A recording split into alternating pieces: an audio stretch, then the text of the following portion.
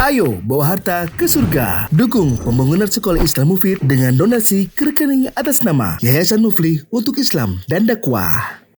Bismillahirrahmanirrahim. Assalamualaikum warahmatullahi wabarakatuh. Waalaikumsalam warahmatullahi wabarakatuh. Alhamdulillahi wa kafa wassalatu wassalamu ala rasulillahil mustafa wa ala alihi wa ashabihi wa man yaktafa.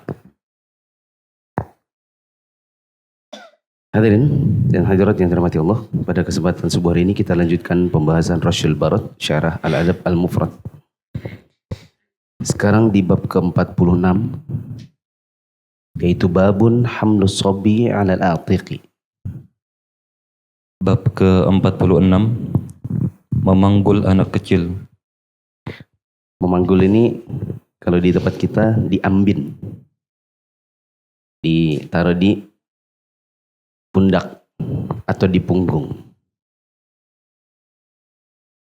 Haddatsana Abul Walid qala haddatsana Syu'bah an Adi ibn Thabit qala sami'tu al-Barra yaqul ra'aitu an-nabiy sallallahu alaihi wasallam wal Hasan radhiyallahu anhuma ala atiqihi wa huwa yaqul Allahumma inni uhibbuhu fa ahib. Riwayat ke-86, Abul Walid mengabarkan kepada kami, ia berkata, Syu'bah mengabarkan kepada kami dari Adi bin Thabit, ia berkata, aku mendengar Al-Bara' berkata, aku melihat Rasulullah sallallahu alaihi wasallam dan Hasan salawatullah alaihi berada di pundak beliau sambil berdoa, ya Allah, sesungguhnya aku mencintainya, maka cintailah ia. Penjelasan kata al-atiqu antara pundak dan tengkuk, wa huwa yaqulu jumlah haliyah. Kandungan hadis dulu. Kandungan hadis, 1, hendaknya mengasihi dan menyayangi anak-anak kecil. Terus 2, kesucian kelembapan wajah anak kecil. 3, anjuran agar mencintai Hasan bin Ali dan penjelasan tentang keutamaan beliau. Jemaah yang dirahmati Allah, di riwayat yang ke-86 disebutkan bahwa Nabi SAW pernah menggendong, atau kalau gendong itu mungkin di depan ya, adapun di belakang dipanggul, atau di bahasanya orang Balikpapan diambin. Nabi ambin Al-Hasan sambil berkata, Allahumma inni uhibbuh fa'ihibbah. Ya Allah, sesungguhnya aku mencintai dia, yaitu Al-Hasan, maka cintailah ia. Hadis ini menjelaskan bagaimana seorang Rasul mengekspresikan cintanya kepada anaknya, kepada cucunya. Karena cucu juga bagian dari anak. Dengan cara diambin atau ditaruh di pundak atau di dekat tengkuk, ditaruh di sini kakinya, lalu kemudian mungkin dipegang tangannya atau di seperti sini, dipegang sini tangannya. Lalu kemudian mendoakan cucunya ini. Oleh penulis, riwayat ini diambil beberapa pelajaran. Pertama, hendaknya mengasihi dan menyayangi anak-anak kecil. Salah satu caranya adalah digendong dan diambin. Bahkan Nabi SAW juga kalau bertemu dengan anak-anak kecil di sekitaran kota Madinah, beliau menyalami mereka.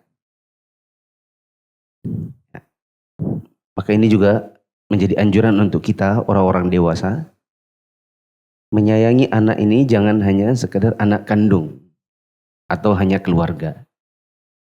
Anak-anak di sekitaran lingkungan tempat kita tinggal juga kita kasihi, kita sayangi. Di antara caranya, kalau yang kecil-kecil bisa kita salami, boleh kita mencium anaknya orang. Ya, tapi mungkin minta izin dulu. Meskipun dia tidak mengizinkan, ya tetap dicium. Ya. Izinnya cium ya, cium. Kemudian dicium. Kalau yang bayi-bayi, kan Kalau mungkin yang sudah usia-usia sekolah, mungkin kalau bukan keluarga kita tidak terlalu ingin menciumnya. Tapi bisa dengan misalnya kalau sekarang bulan Ramadan, duduk sama anak-anak sambil bergaul, dicandai. Ya. Bahkan orang tua misalnya kalau sedang buka puasa bersama, dilihat anak-anak itu seperti matanya itu ngelirik di depan kita gitu. Kayaknya dia mau nih. Apa misalnya, arem-arem.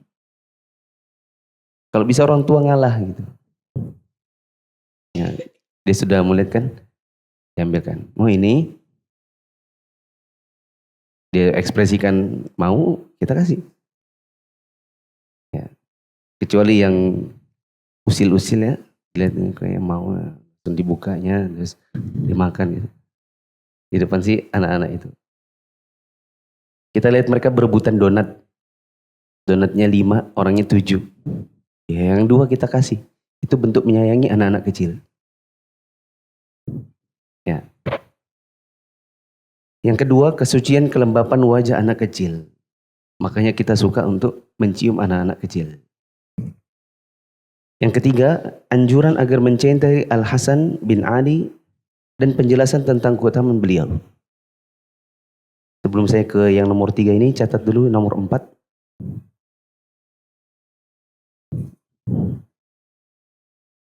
Empat, anjuran mencintai Ahlul Bait tanpa ghulu. Anjuran mencintai Ahlul Bait tanpa ghulu. Apa itu ghulu? Berlebihan. Berlebih-lebihan. Ya. Karena bila ada kesalahan, apalagi yang mengaku sebagai keturunan di masa sekarang, mereka tidak ma'asum. Ilmu mereka juga terbatas. Bukan unlimited.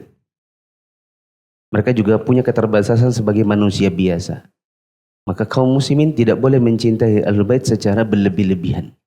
Yang salah harus dikatakan salah. Jika ada penyimpangan, kita harus katakan ini menyimpang. Tidak boleh diikuti lantaran status sebagai Ahlul Bait. Ya. Yang kelima, mendoakan anak-anak.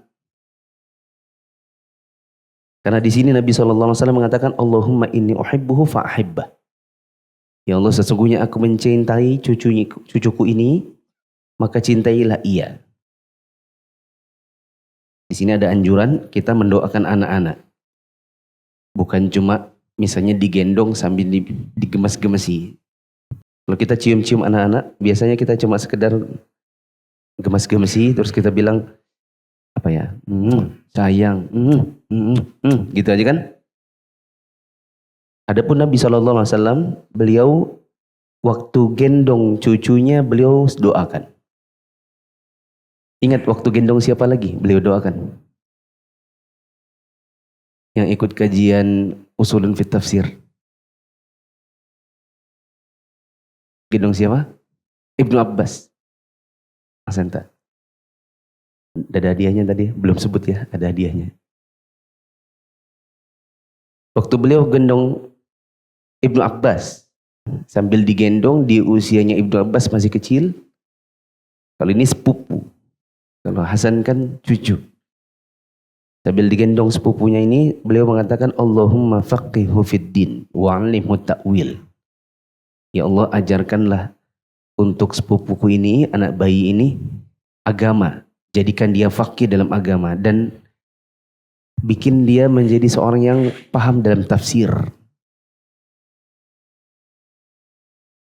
Ini ajaran bagi kita untuk mendoakan anak-anak. Yang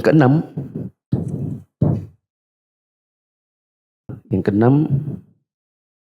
pentingnya ilmu. Pentingnya ilmu. Karena memanggul dan menggendong bisa dapat pahala. Bisa dapat pahala.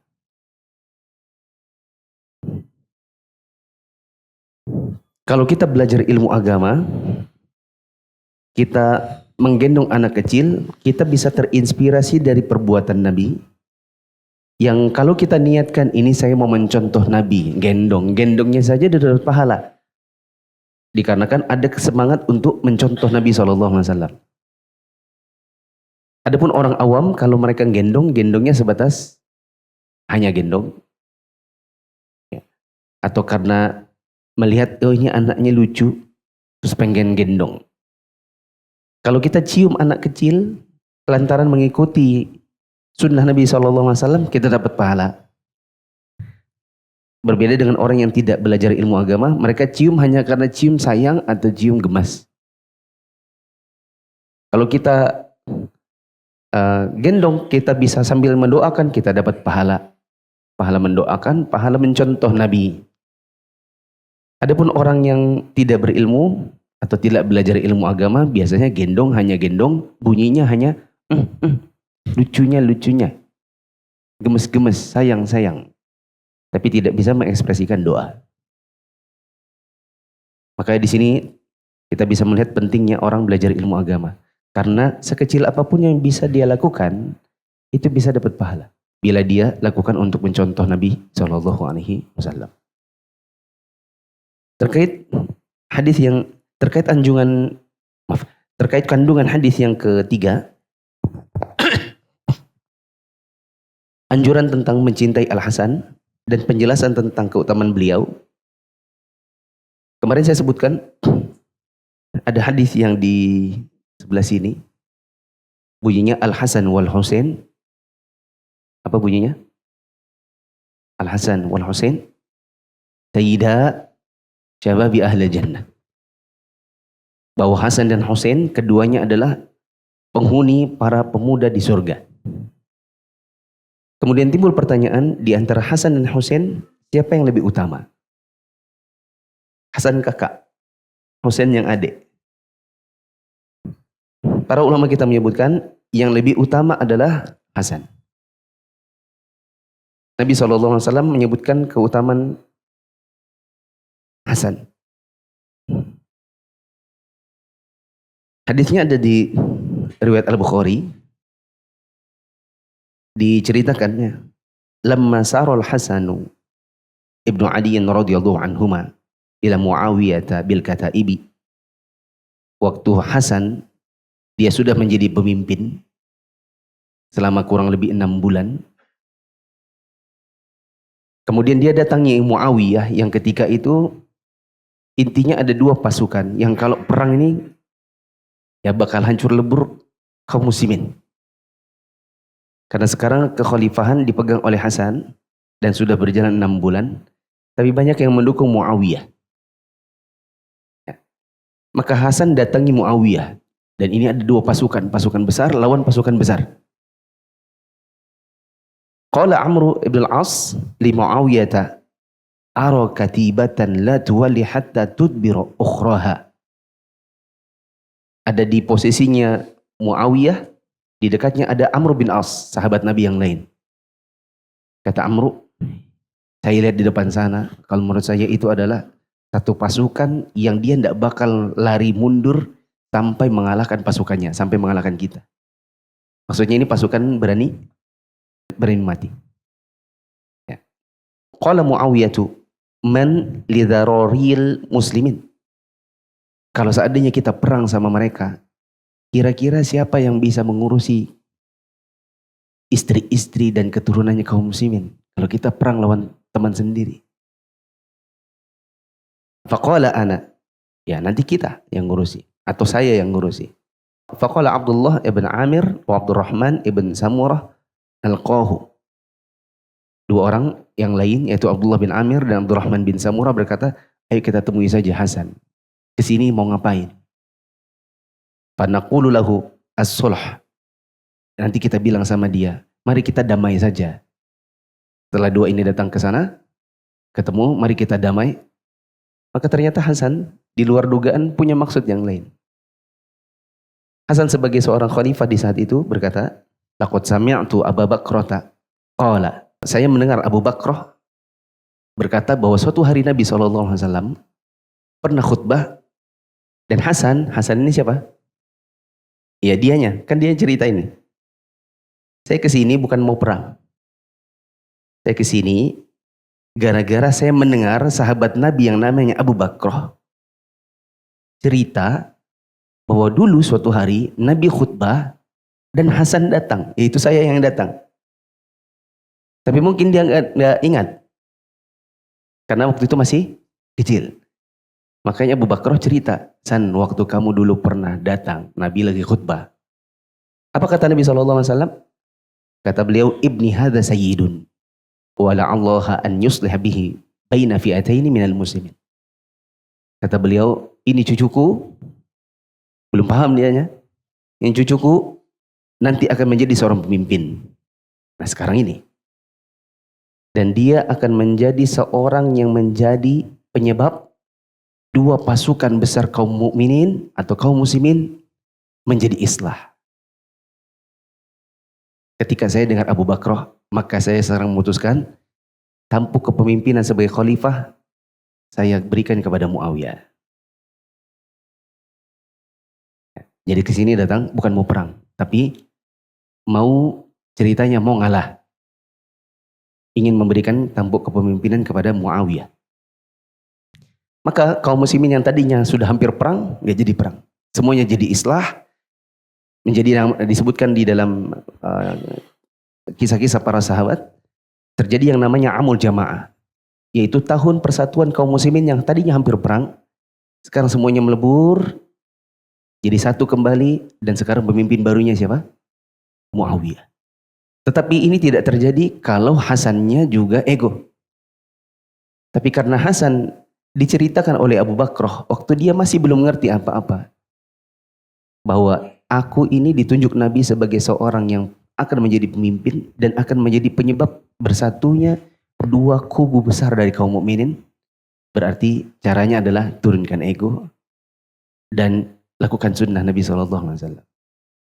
Gitu. Ini yang disebutkan oleh para ulama sebagai salah satu bukti tentang keutamaan Al-Hasan. Keutamaan yang lain bahwa Nabi SAW pernah mengatakan khilafatun nubuwah salasuna sanah. Saya tidak sempat tuliskan di papan tulis ya. Nanti teman-teman kalau mau lihat riwayat-riwayatnya, nanti lihatnya di versi rekaman yang kajian sekarang. Nanti insya Allah teman-teman bisa lihat di layar YouTube. Oh ini hadisnya. Ya. Kata Nabi SAW, khilafatun nubuwati salasuna sanah. Khilafah kenabian atau kekhalifahan kenabian itu ada 30 tahun. Tsumma ya'tillahul mulka man yasha. Kemudian Allah Subhanahu wa taala akan mendatangkan raja-raja, memberikan kekuasaan kepada orang-orang yang Allah kehendaki, tapi sudah tidak dinamakan sebagai khalifah kenabian. Mari teman-teman mencatat rincian 30 tahun kenabian. Rincian 30 tahun kenabian.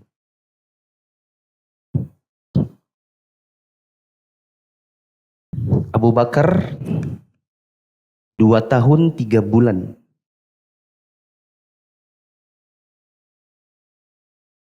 Antum kalau tulis tahun tulis aja T biar tidak lama. Bulan tulis saja B. Hari tulis saja H. Abu Bakar 2 tahun 3 bulan 10 hari. Umar 10 tahun 6 bulan 8 hari.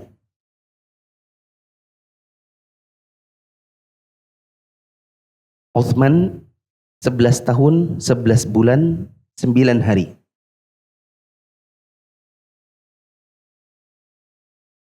Ali 4 tahun 9 bulan 7 hari.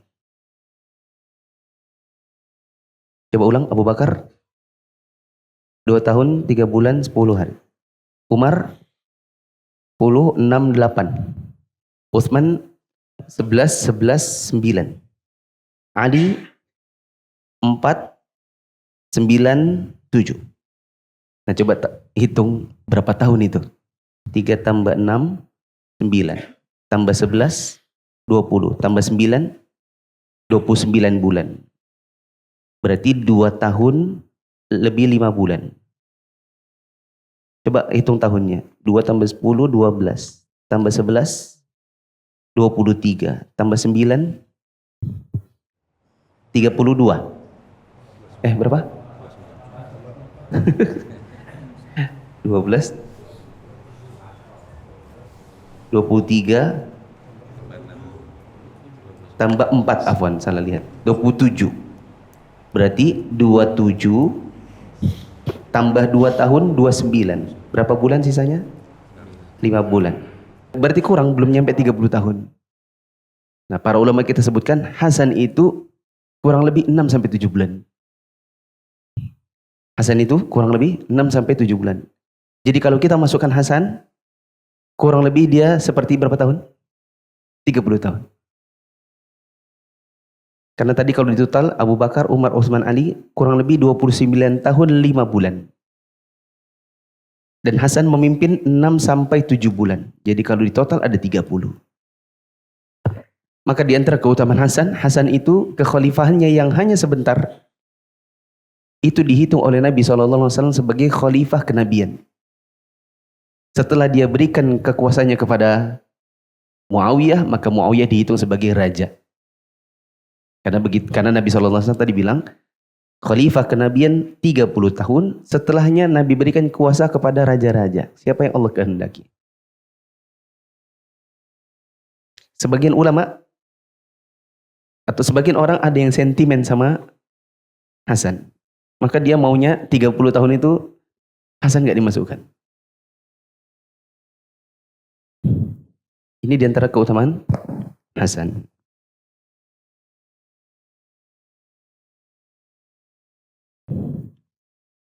Riwayat ke-47, cuma ini panjang.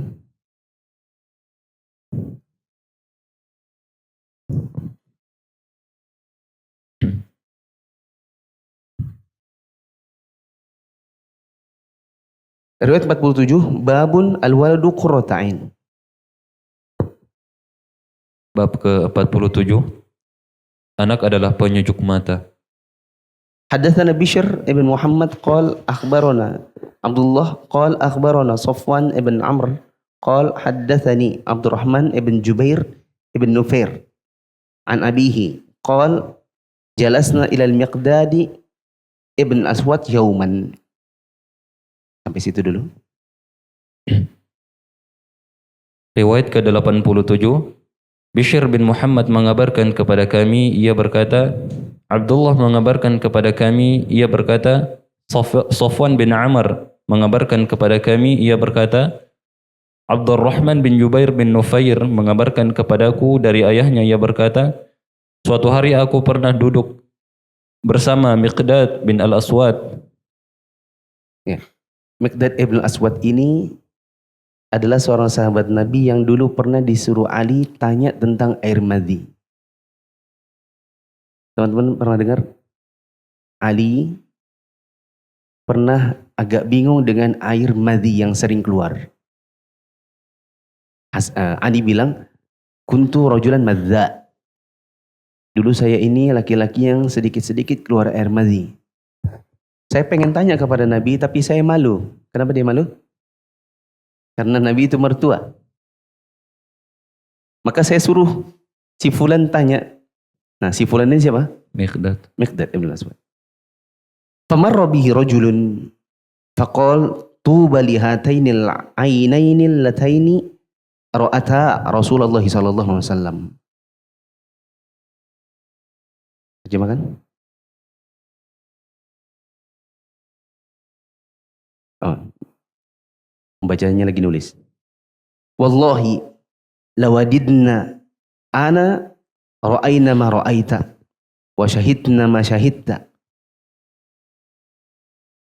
Lalu seseorang melintas sambil berkata, alangkah beruntungnya kedua bola mata ini yang telah melihat Rasulullah sallallahu alaihi wasallam. Demi Allah, kami ingin melihat apa yang engkau lihat dan menyaksikan apa yang pernah engkau saksikan. Ya. Ini kami lagi duduk sama Miqdad ibn Aswad, sahabat Nabi. Dan kita tahu sahabat Nabi itu ada syarat bisa dikatakan sahabat Nabi. Apa itu diantaranya? Harus pernah lihat wajah ketemu wajah. Meskipun buta. Tapi Miqdad tidak buta. Maka Miqdad pernah lihat Nabi bagaimana bentuk dan wajahnya. Ya.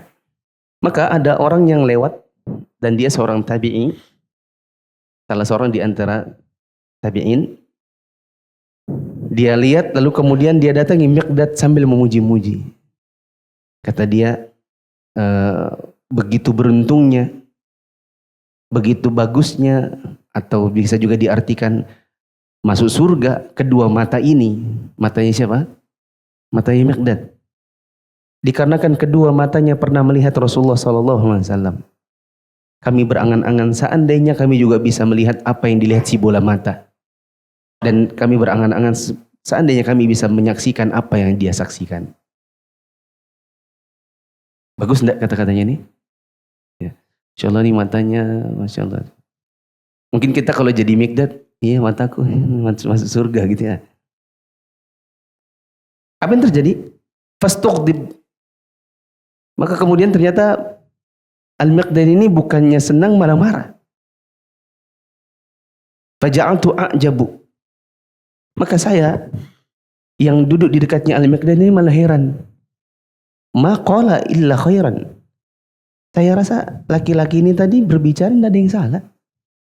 Saya rasa perkataannya itu semua baik. Masya Allah matanya melihat Nabi. Pengennya kalau kita juga bisa lihat apa yang dilihatnya. Pengennya kita bisa melihat juga apa yang pernah disaksikan oleh si bola mata ini. Saya rasa tidak ada yang salah. Tapi kok dia malah marah. Ya. Thumma aqbala alaihi faqal ma yahmilu rajula ala an yatamanna muhdaran ghayyabahu Allahu anhu. Terjemah. Rupanya orang tersebut membuatnya marah dan aku mulai heran melihatnya karena ia tidak mengatakan kecuali kebaikan. Miqdad lalu mendatanginya dan berkata, apa yang membuat orang itu berangan-angan hadir di tempat atau zaman yang Allah menjadikan ia tidak dapat hadir? La yadri law syahidahu kaifa yakunu fihi. Ia tidak tahu kalau sekiranya ia hadir bagaimana sikapnya dalam menghadapinya. Ya. Maksudnya Miqdad itu begini. Apa yang membuat kamu harus berkata Masya Allah mata-mata dan lain. Memangnya kamu pikir kalau kamu hadir di situ kamu tahu apa yang terjadi pada dirimu? Apakah kalau kamu seandainya datang di hari itu kamu bisa melihat Nabi, kamu pikir apakah kamu akan menikmatinya?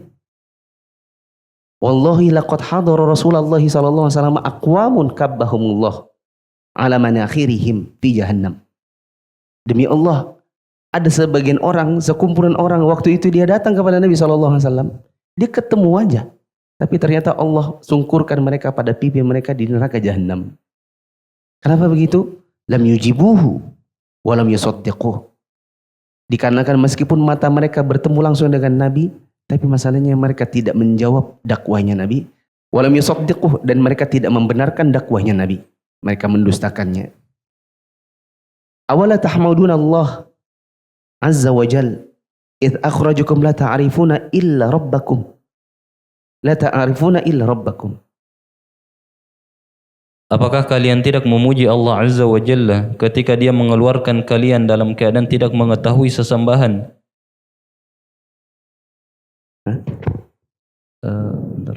Apakah kalian tidak memuji Allah Azza wa Jalla ketika dia mengeluarkan kalian dalam keadaan tidak mengetahui sembahan apa-apa kecuali Rabb kalian?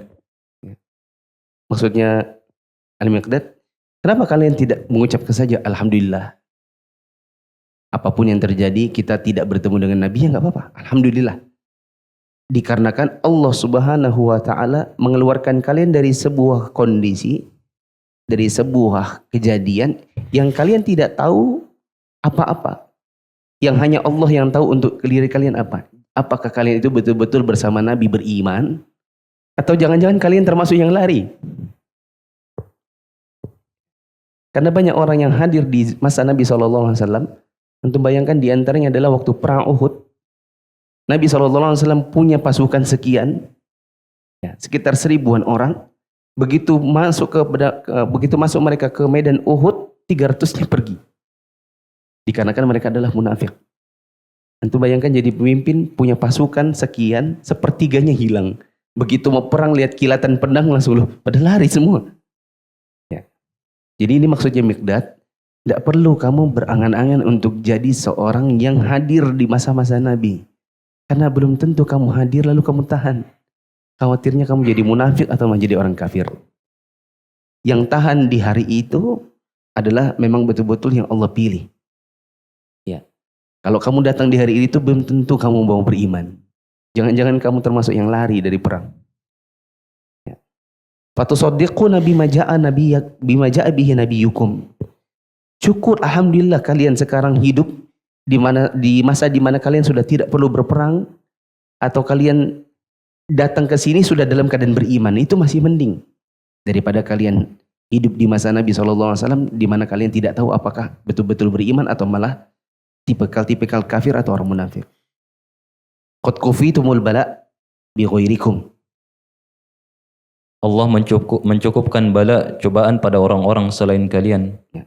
Wallahi laqad bu'itha nabiyyu sallallahu alaihi wasallam ala ashaddi halin bu'itha alaihi nabiyyun qat.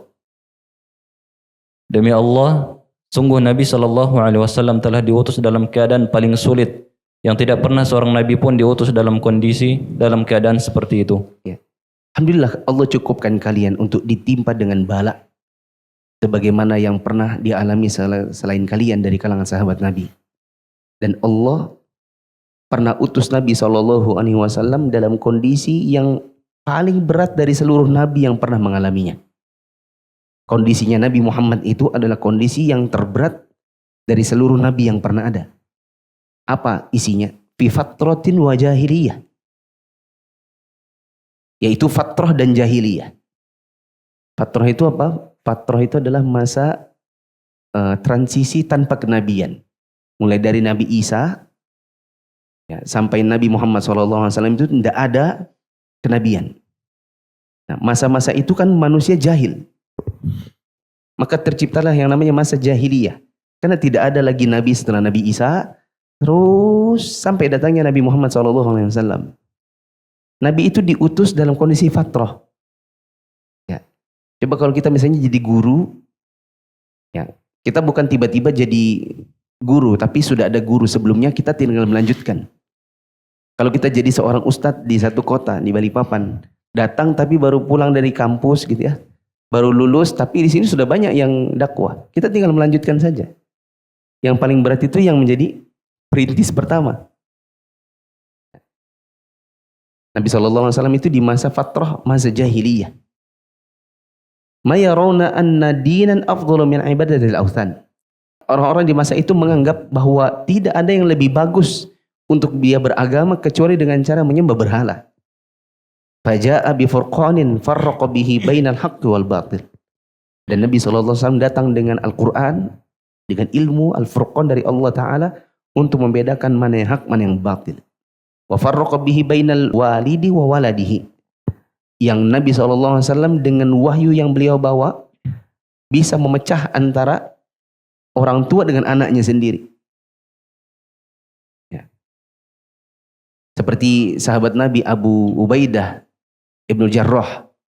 Meskipun sebagian ulama mendhaifkan riwayat ini, Abu Ubaidah Ibnu Jarrah itu ketika dia ikut perang bersama Nabi SAW, dia dapati di bagian sana yang akan dibunuh ada siapa? Ada bapaknya. Ya. Kayak apa itu? Anak mau perang di depan sana bapaknya. Walhasil ketemu dua pasukan, mau tidak mau Abu Ubaidah bunuh bapaknya. Tapi dibunuh di medan perang, sehingga bapaknya adalah kafir harbi. Hatta in kana ar-rajulu la yara walidahu aw waladahu aw akhahu kafiran. Sampai-sampai orang-orang di masa itu ada yang melihat ayahnya, anaknya, saudaranya itu ada yang kafir. Wa qad fatakhallahu qufla qalbihi bil iman. Allah Subhanahu wa taala membukakan hati mereka dengan iman. Wa ya'lamu annahu in halaka dakhala an-nar. Orang-orang di masa itu ketika dia menjawab seruan Nabi SAW, dia tahu bahwasanya kalau dia meninggal, maka dia pasti masuk neraka. Fala taqarru ainuhu. Maka tidak tentram bagi dirinya. Ya. Tidak tentram matanya. Yaitu manakala dia tahu di depan sana ada bapaknya, saudaranya, anaknya dalam kondisi kafir. Ini kalau mati masuk neraka. Maka matanya tidak pernah tenang karena sering menangis dan sering galau. Karena sering menangis, sering galau, memikirkan bagaimana kondisi keluarganya masih kafir. Wa huwa ya'lamu anna habibahu finnar. Sementara dia mengetahui orang-orang yang dicintainya, termasuk diantaranya anaknya adalah orang-orang yang masuk neraka. Wa anna halillati qala azza wa jalla walladzina yaquluna rabbana hab lana min azwajina wa dhurriyyatina qurrata a'yun. Terjemahkan. Dan itulah yang Allah Subhanahu wa taala firmankan, dan mereka yang berdoa, wahai Rabb kami, berilah kami istri-istri dan anak-anak yang menjadi penyejuk mata. Saya tidak usah syarah dulu karena waktu sudah habis. Ini pun nerjemahkan yang juga sudah acak-acakan ya. Tapi intinya begini, sebagai ringkasan dari ceritanya. Al-Miqdad bin Aswad duduk bersama sebagian tabi'in. Lalu ada orang yang juga tabi'in melintas, lalu memuji Al-Miqdad bin Aswad sebagai sahabat Nabi. Dia bilang beruntungnya kedua bola matanya. Maksudnya beruntungnya orangnya. Bisa masuk surga orangnya. Karena dia melihat Rasulullah langsung dengan matanya. Beruntungnya sebagai Al-Miqdad. Karena Al-Miqdad menyaksikan apa yang dia pernah saksikan dan kita berangan-angan. Seandainya kita bisa menyaksikan juga apa yang pernah disaksikan oleh matanya. Bukannya senang, malah Al-Miqdad marah.